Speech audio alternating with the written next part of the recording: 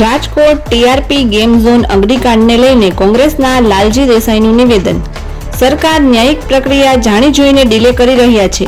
કોંગ્રેસ પક્ષની માંગ છે કે હરણીકાંડના પીડિતોને જે વળતર મળ્યું તેટલું વળતર ટીઆરપીના પીડિતોને મળે તેવી માંગ છે.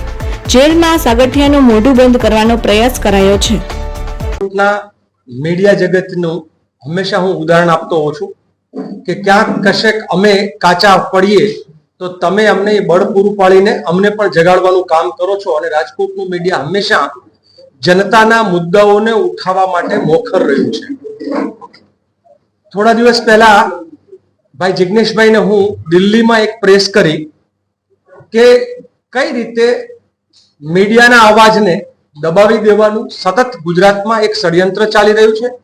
એના ભાગરૂપે એક ચોક્કસ મીડિયા કે જે આઝાદીના જંગમાં પણ એને પોતે પોતાની ભૂમિકા ભજવી હતી એવા ગુજરાત સમાચારના બાહુબલી શાહભાઈને 73 વર્ષની ઉંમરે ધરપકડ કરી અને એ પણ 25 વર્ષ જૂના કોઈ કેસમાં આ બતાવે છે કે મીડિયાનો અવાજ દબાવી દેવાનું ગુજરાતમાં બહુ જ મોટા પાયે ચાલી રહ્યું છે.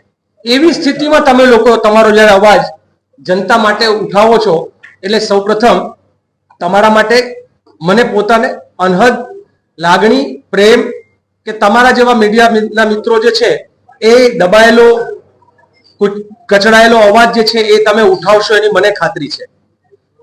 આવતીકાલે ટીઆરપી ગેમ્સ ઝોનમાં બનેલી ઘટનાને 1 વર્ષ પૂર્ણ થશે.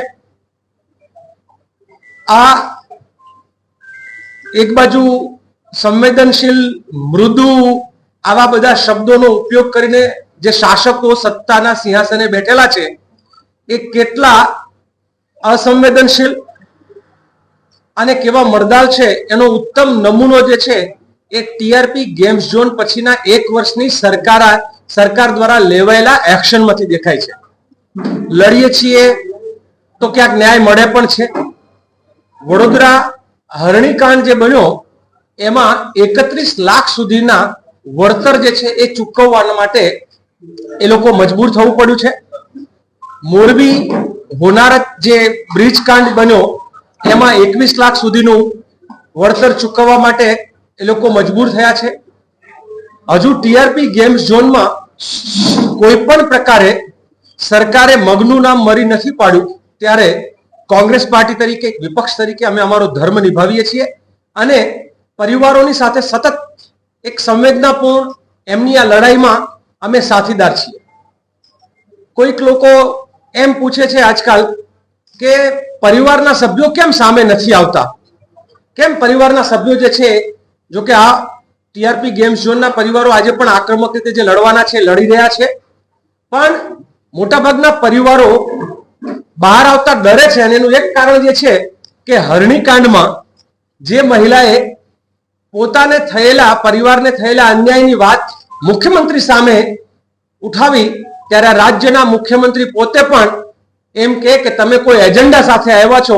જેણે બાળકો ગુમાવ્યા હોય એના શું એજન્ડા હોય, જેણે પોતાના સ્વજનો ગુમાવ્યા હોય એના શું એજન્ડા હોય. તો આ પ્રકારની વાહિયાત દલીલ સ્ટેજ ઉપરથી ગુજરાત રાજ્યના મુખ્યમંત્રી કરે ત્યારે બહુ નવાઈ લાગે. એટલું જ નહીં પણ એ હરણીકાંડમાં અવાજ ઉઠાવનાર બેનના ઘરે બુલડોઝર જશે ને એનું મકાન પાડી દેવા માટેની નોટિસ મોકલવામાં આવે. મને ખબર નથી એનું મકાન પાડ્યું કે શું થયું, પણ એની નોટિસ મોકલે એટલે ભયભીત કરવાનું કામ સરકાર, વિક્ટિમ પરિવારોને દબાવવાનું, વિક્ટિમ પરિવારોને ભયમાં રાખવાનું એ જે કામ કરી રહ્યા છે એની સામે પણ અમે વિપક્ષના ધર્મ અમારો નિભાવીએ છીએ. સતત ભાઈ વશરામભાઈ જેમ વાત કરી, મને એની પહેલા ભાઈ અતુલભાઈએ પણ જે માહિતી અપડેટ અહીંયા આપેલું એ પ્રમાણે કેટલાય દિવસોથી સંવેદના રથ કોંગ્રેસ કાર્યકર્તા જે છે એ વોર્ડમાં લઈને ફરે છે. પત્રિકાઓનું વિતરણ કરીને જનજાગૃતિ